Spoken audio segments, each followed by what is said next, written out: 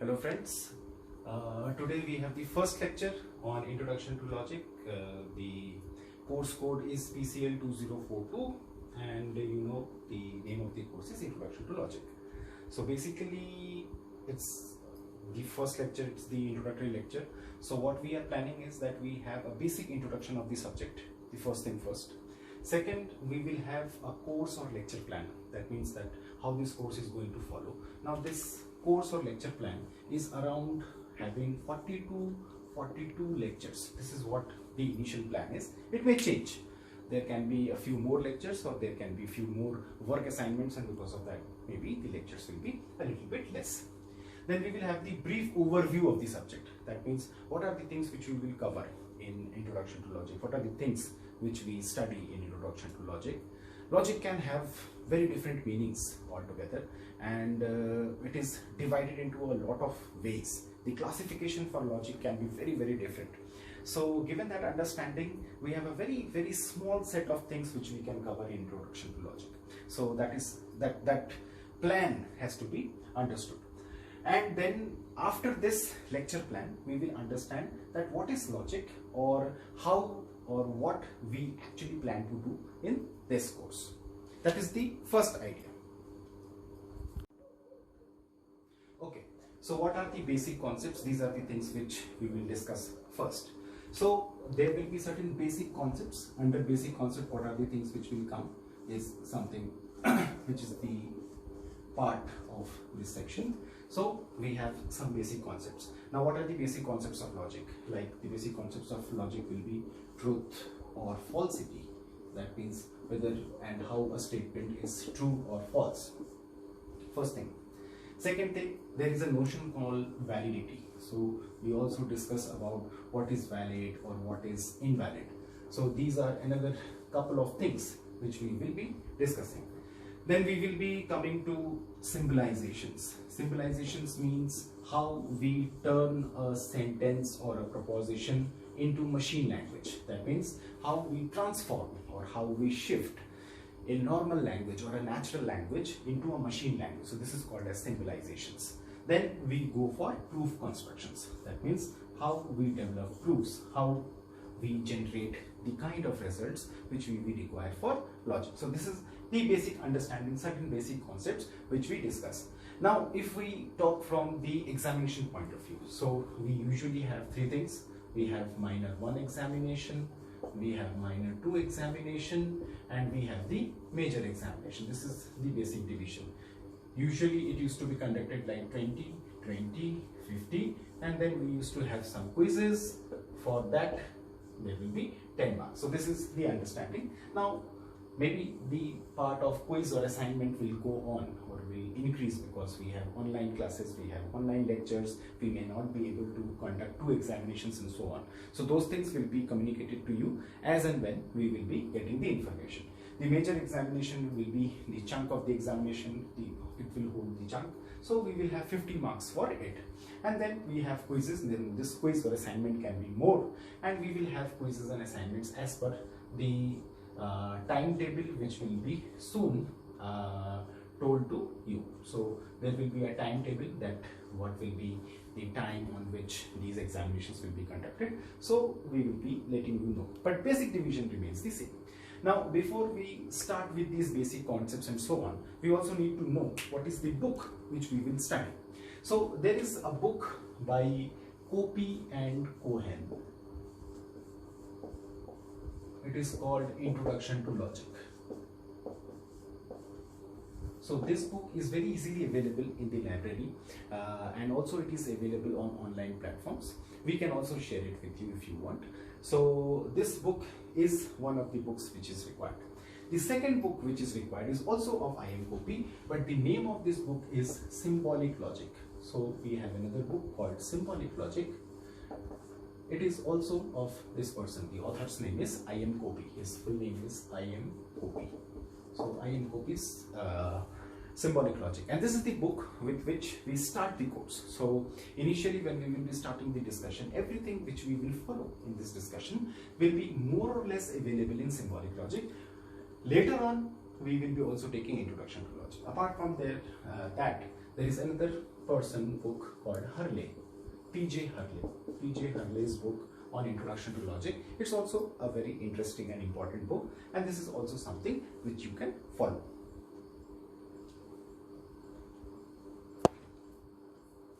Okay, so in this part, or in this very small section, we will discuss about these 4 things. These are basically the language entities. Like if you see any alphabet, and any alphabet which we use.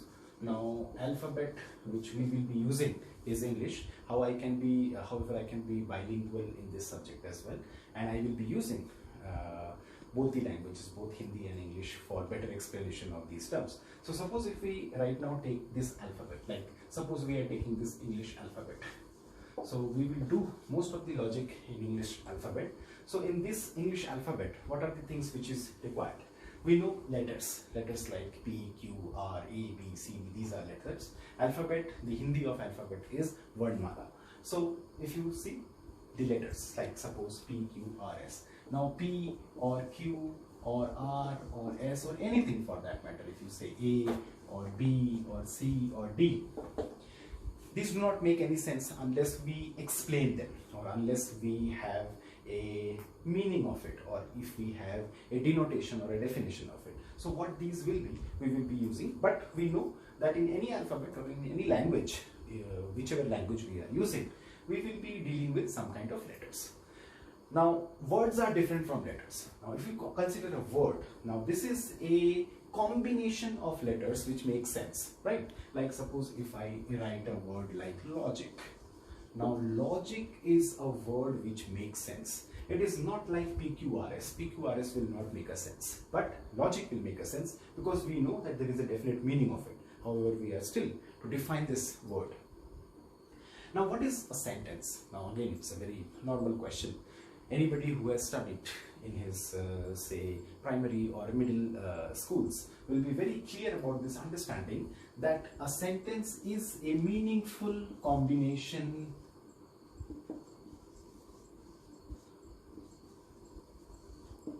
of words.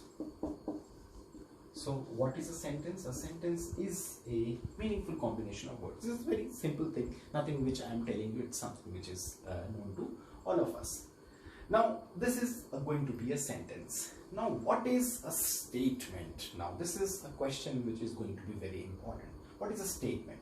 Now, first, let us first try to understand that anything, any meaningful combination of words will be a sentence. Statements are special type of sentences. Now, what is that special type of sentence?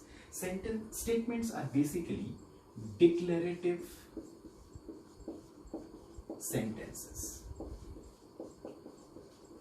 So they are not normal sentences. Like suppose if I draw an Euler diagram, basic Euler diagram. Now if this is the set of sentences, so there will be a smaller set, and these are statements. Now what kind of sentences are these? These are basically declarative sentences. Sentences can be of any type. It can be interrogative, it can be say having an exclamatory mark. So all these are going to be sentences, but statements will be declarative sentences. Now what do we understand by this terminology, declarative sentences? What does it declare? Declarative sentences basically mean that it either asserts something or it denies something. That means it either says something about something. Like if I say that this pen or this marker is white in color, so I am asserting it, or this marker's color or the ink which I am using is red in color, so it is like assertion. Denying, on the other hand, if I say that this marker is not black in color or this ink is not blue in color, so that is going to be a denial. So assertions and denials are basically declarative sentences. Now one thing more which you will find out of it, that when we say that something is a statement or something is an assertion or a denial, so we can also find one thing more, that whether this is going to be true or false. Declarative sentences have this value. Like suppose if I question somebody, like what is the color of pink, or what is the color of sky for that matter. Now if suppose somebody says that the color of sky is pink, then we say that it is a false statement. If we answer that the color of the sky is blue, so we say that this is a true statement. So truth or falsity somewhere down the line is associated with declarative sentences. But can we say that when I ask somebody that what is the color of sky is a true statement or is a false statement? No. Why we cannot say? Because what is the color of sky or what is the color of water is a question, and it's not a declarative sentence. It is an interrogative sentence, right? We are interrogating, we are questioning somebody. So given that understanding, declarative sentences have a truth value, like true or false, we can derive. On the other hand, there will be a lot of type of sentences which will not have any truth value, which we cannot derive whether it is true or whether it is false. So that is not going to be the part of statement. So another way of understanding what is the difference between, like I can always say that all statements are sentences, but all sentences are not statements, right? So this is very basic. If you see this diagram, you will understand that this is a big group of sentences and there is a small group like statements. So statements are certain things which are definitely going to be sentences, but not all sentences will be statements. Now how these statements differ? So you understand that they are declarative sentences. They are either assertions or denials, and they have a truth value. The truth value applies here as well. If you say something like, now whether an assertion is always going to be true? No, it can be false. Like if I say that this pen is blue in color, so it is a false statement. So even if I am asserting, I am saying that this pen or this marker is blue in color, does not make it a true statement. It is a false statement because I am not conforming to the facts. We know that this color is white, this is red, so in any ways it is not going to be blue. Okay. There can be a denial which is also true. like if I say that it is not the case that this board is black in color. Now I am denying. What I am denying? That it is not black in color. I am denying it, but it is a true statement. Usually people have this misunderstanding that truth and falsity depends on assertion or denial. It definitely depends upon, but it is not the case that every assertion is going to be a true statement. It can be a false statement. Every denial is going to be a false statement. It can be a true statement. So this understanding has to be there. So how we usually understand that a statement is true or false is another important and very interesting thing, both from the point of view of logic as well as from the point of view of any science which we are studying. Now, if we come to the truth or falsity, let me take what is a true statement, how we derive something is true and how we derive something is false.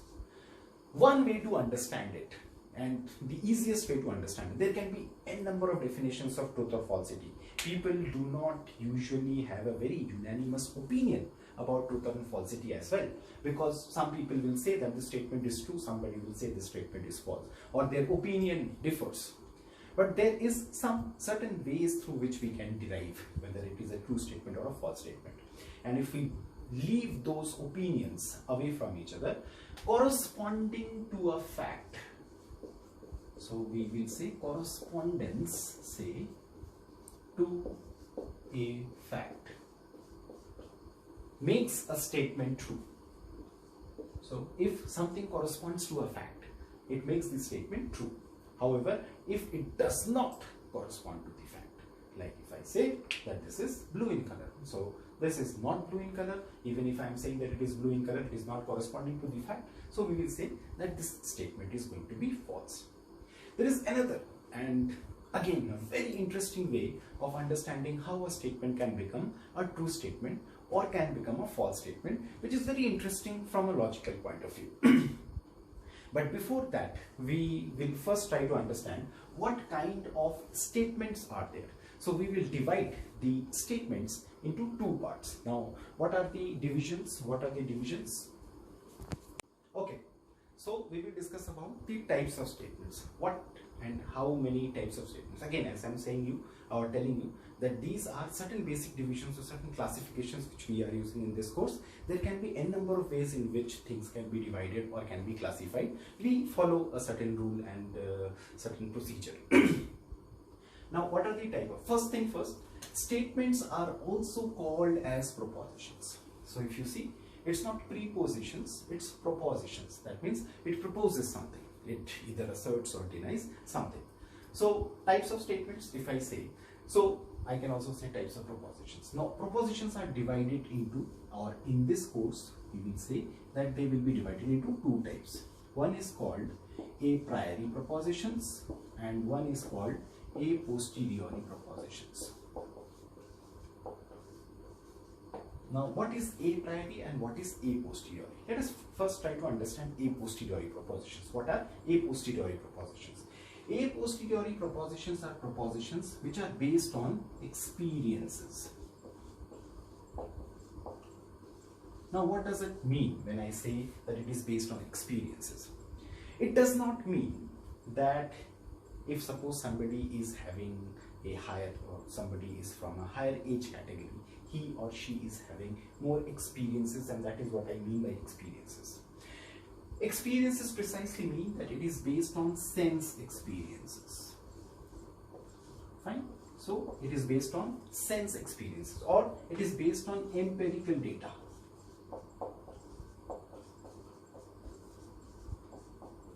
So a posteriori propositions are based on experiences or sense experiences. They are based on empirical data. Empirical data are certain data which are available. Like suppose if I say that today is Wednesday. Now if today is Wednesday, so we will say that it is an a posteriori proposition and it is a true statement or a true proposition. But if suppose today is not Wednesday, suppose today, if today is Wednesday and I say that today is Wednesday, it is going to be a true statement. On the other hand, if today is not Wednesday, it is going to be a false statement. So it is based on our experience. We know through our calendars, through our watches, through TVs and all, that what is the day today, what is the date today. So we can always find out whether it is a true statement or a false statement. But you try to understand, it is based on sense experience. Like if I say that this board is white in color, we know that this color is white. So we know that this is a true statement. If I say that this board is black in color, now it is going to be a false statement. Why? Because we know again that this is a white board and it is not black in color. So this is how a posteriori propositions, or the truth or falsity of a posteriori propositions, are direct. Now if you come to a priori propositions, they are not based on experiences. They are not based on any kind of empirical data. Now how we find the truth or falsity of this statement? Now let us first try to understand what does it mean. It is a priori proposition. That means it is prior to experiences. Once the experience take place, once you have been told that look, this is a white color, this color is white. Now anything which I see, like suppose the dial of this watch is white in color, or this shirt is having white color. So by virtue of that, I understand. Therefore it is called a posteriori. A posteriori means something which comes after. This is something which comes after experiences. Therefore we say that it is based on experiences. It is based on sense experiences or empirical data. But this kind of knowledge, a priori knowledge or a priori propositions, are not based on any kind of experiences. So how we derive, how we come to know that this is something which we have to understand, or how we will be understanding that whether a statement is true or false, because I do not have a sense experience about it. Now then what we are using? We are going to use reason. It is based on reason. Like 2 plus 2. Mathematical truths are based on reason. It is not based on experiences. Like suppose if I take a figure like this.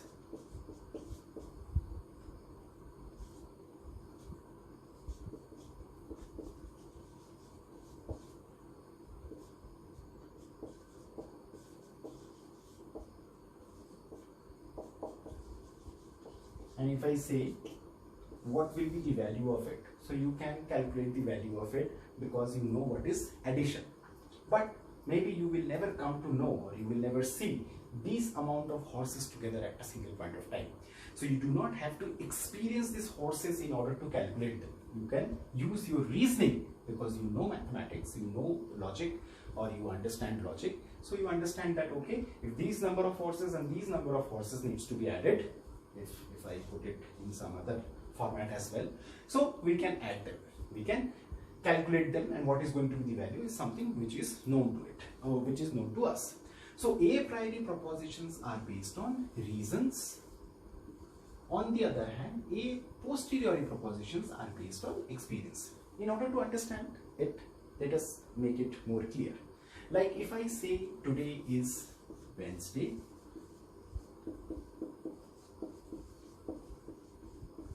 it is an a posteriori proposition. Okay, but if I say 2 plus 2 is equal to 4, it is going to be an a priori proposition. So we know that mathematical truths will be something which will be a priori propositions. Today is Wednesday, or something like which we can derive. Like if I say that there is a red car which is parked outside my house. Now how will you come to know about the truth or falsity of this statement? You can always go. You can always go outside and check whether there is a red car which is parked outside my house. If there is a red car which is parked outside my house, you will say that it is a true statement. If it is not parked outside, you will say it is a false statement, but it is based on your experiences. It is based on sense experiences. Maybe when I parked my car, the car was there. Now somebody has stolen it, so the car is not there. All these things can come. But you know that what is going to be a true statement and what is going to be a false statement. On the other hand, if I say 2 plus 2 is 4, you do not have to find two things and then you have to take two things more and add them together and see that okay, then now there are 4 things. You know by mathematics that 2 plus 2 is going to be 4. Any kind of thing like that. Now, in order to understand them more, or in order to understand these notions a little bit better, let us take a few examples to understand. Like if I take this example, like it is raining outside. If I take this example, fine. Second, the sun rises in the east. Like if I have these two, concentrate on these two examples. The first example is it is raining outside, and the second example is the sun rises in the east.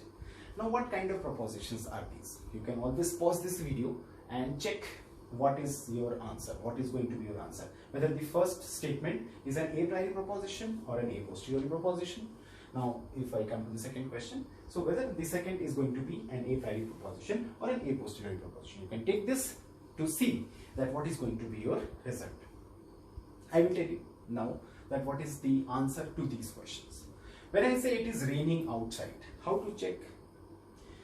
We will go outside, or we can open our windows, we can open our doors and want to check outside if we are inside a room. So we can always see outside through a window or go out and check that whether it is raining outside. If it is raining outside, we know that it is going to be a true statement. If it is not raining outside, then we will say that this is going to be a false statement. So there must not be any doubt about it that it is an a posteriori proposition.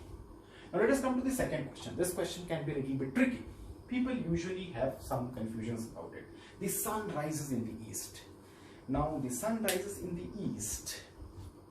Many people think that it is going to be an a priori proposition because it is always the truth, right? Like a priori propositions are understood in two ways.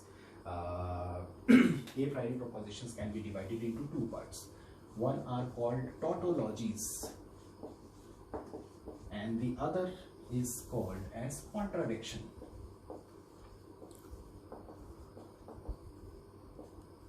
Tautologies are always true propositions,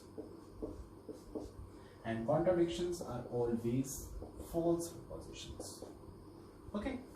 On the other hand, a posteriori propositions are called as contingent propositions.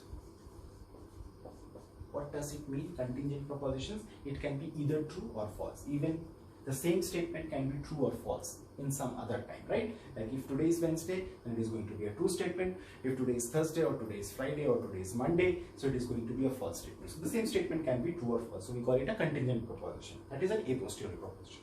However, tautologies are always true and always false. Now this understanding creates some confusion over here, that the sun rises in the east is always a true statement and therefore it has to be an a priori proposition. This is what our understanding of it, or this is something which usually comes to our mind. But try to understand how we come to know that the sun rises in the east. It is based on experience. We know by looking, or we know by observations, we know by empirical data that the sun always rises from the east. Though there can be another way of saying it, because the earth moves from the west to the east, therefore the sun will always appear to rise from the east. So that is another way of looking into things. But the question is not that. The question is how we come to know about that the sun rises in the east. We only know by one method, and that is through observation or empirical data. So observations are also a posteriori propositions.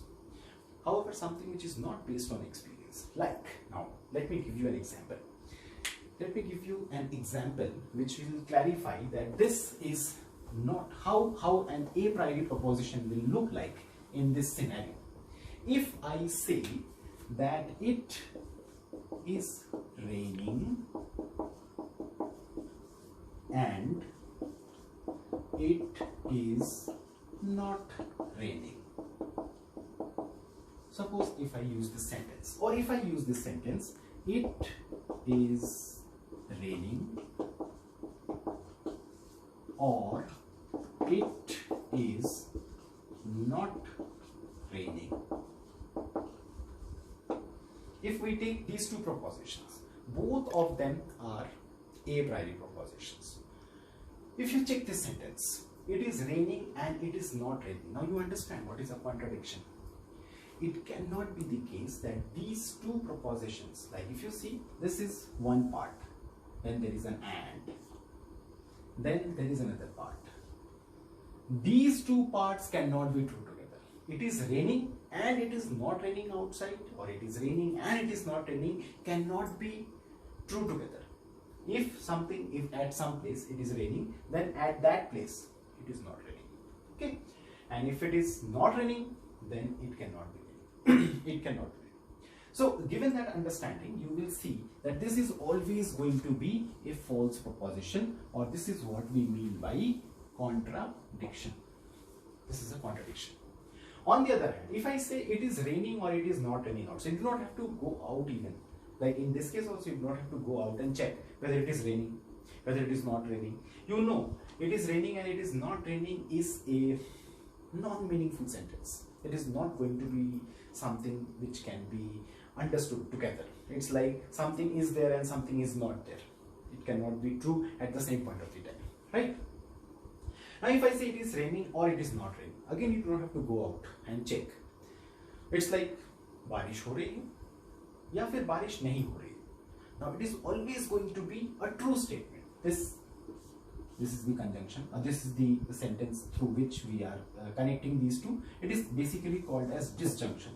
It is called as disjunction. On the other hand, this is called as conjunction. So if you see this sentence, this part and this part is connected by an or, and since all of you are coming from mathematical or scientific background, if I make this thing, suppose this part is called as P, and if I use a symbol like this for or and this for negation, so this is going to be negation P, you know that the truth value of this is always going to be true.